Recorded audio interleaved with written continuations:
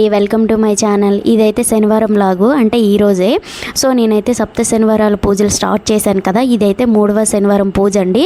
అయితే ఈ వీడియోలో మొత్తం నేను పూజ ఎలా చేసుకున్నాను, ప్రసాదాలు ఎలా ప్రిపేర్ చేశాను అయితే చూపించాను. సో వీడియో అయితే కంప్లీట్గా చూసి లైక్ చేయండి, షేర్ చేయండి, కామెంట్ చేయండి, సబ్స్క్రైబ్ కూడా చేసుకోండి. నా ఛానల్ అయితే సపోర్ట్ చేయండి. నేనైతే ఇక్కడ ఎర్లీ మార్నింగ్ 3 o'clockకే లేచాను. లేచి ఫ్రెష్ అయ్యి ఇల్లంతా క్లీన్ చేసుకొని ఇంకా ప్రసాదాలు అయితే ప్రిపేర్ చేస్తున్నాను అనమాట.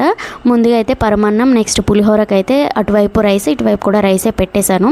పువ్వులు కూడా అన్నీ రెడీ చేసుకున్నాను, ఒక దగ్గర పెట్టుకున్నాను. నెక్స్ట్ ఇక్కడైతే నువ్వులుండలు చేద్దామని చెప్పి ఇక్కడ నువ్వులు పౌడర్ చేసేసి బెల్లం కలిపి ఉండలు అయితే చుడుతున్నాను. 7 అయితే చేశాను అన్నమాట.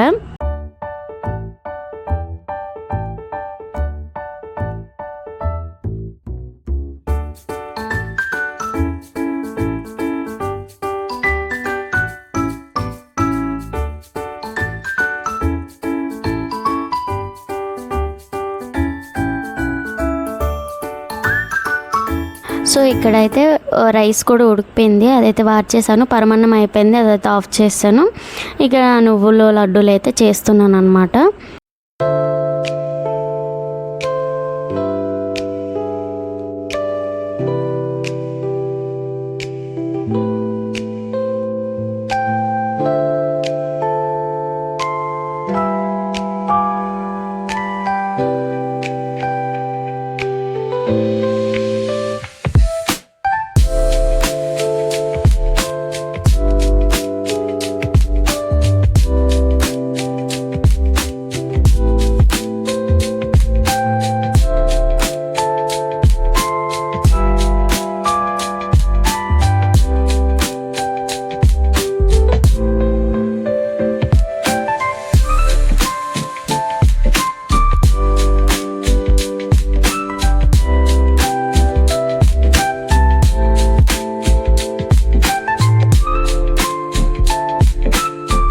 ఇక్కడైతే జీడిపప్పు, కొన్ని కిస్మిస్లు అయితే ఫ్రై చేసుకున్నాను నెయ్యిలో. అవైతే పరమాన్నంలో వేద్దామని చెప్పి అవైతే ఫ్రై అయిపోయినాయి, పరమాన్నంలో అయితే వేసేస్తున్నాను.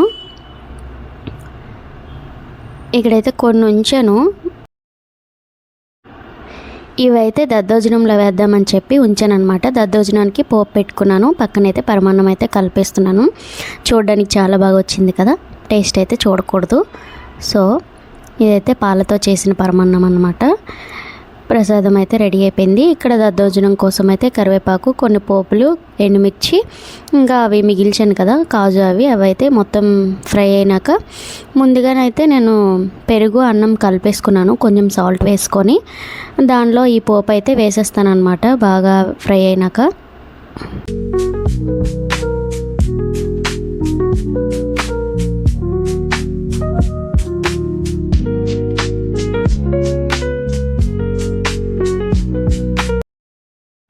దద్దోజనం ఇంకో ప్రసాదం కూడా రెడీ అయిపోయింది. ఇక్కడ పులిహోర కోసం అయితే పోపు పెడుతున్నాను. పల్లీలు, పోపులు, ఇంకా నెక్స్ట్ పచ్చిమిర్చి, ఎండుమిర్చి, కరివేపాకు అన్నీ అయితే వేయించుకుంటున్నాను అనమాట. అవి బాగా వేగినాక ఈరోజు అయితే చింతపండుతో పులిహోర చేద్దామని చెప్పి చింతపండు అయితే నానబెట్టేశాను. సో ఇవన్నీ వేగినాక అయితే చింతపండు యాడ్ చేస్తాను అందులోకి.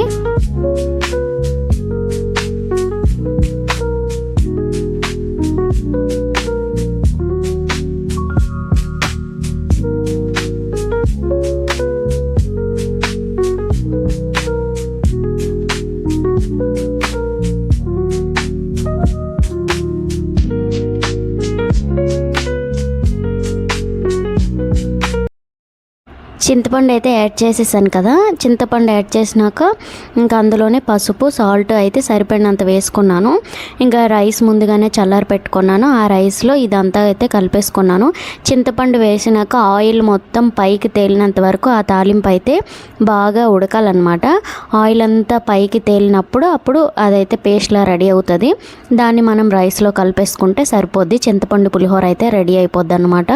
ఇక్కడ పులిహోర మొత్తం ఆ పేస్ట్లో అదే రైస్ అంతా కలిపేలాగా అయితే కలిపేసుకున్నాను.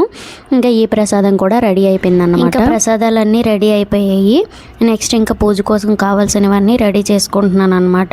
ఇంకా ఫస్ట్ నిత్య దీపారాధన ఉంటుంది కదా, దానికోసం అయితే బయట చెంబుతో నీళ్ళు పెట్టేసుకొని బయట అంతా ముగ్గులు అవన్నీ వేసేసుకున్నాను. ఇంకా పూజ కోసం రెడీ చేస్తున్నాను అనమాట.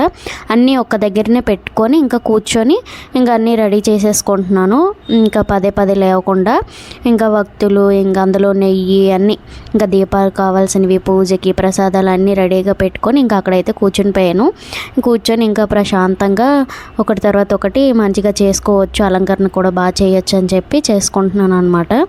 ఇక్కడైతే దేవుని పటం పెట్టేసి దీపాలు, నెక్స్ట్ తాంబూలం, ఇంకా మనం పసుపుతో గణపతిని కూడా చేసుకొని అక్కడ పెట్టేశాను. గణపతికి కూడా పువ్వులు అవన్నీ అలంకరించి దీపారాధన అయితే కంప్లీట్ అయిపోయింది. ఇంకా దీపాల వెలుగులో చూడండి వెంకటేశ్వర స్వామి ఎంత కలగా కనిపిస్తున్నారో.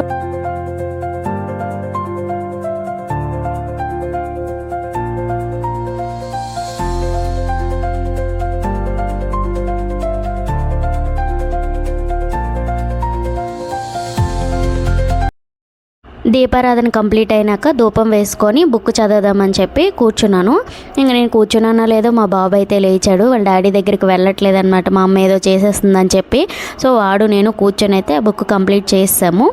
సో ఇక్కడైతే ఇద్దరము కూర్చొని ఇంకా ఏం తీయకుండా సైలెంట్గా కూర్చున్నాడు అనమాట, ఆ దీపాలన్నీ చూస్తూ ఆశ్చర్యంగా.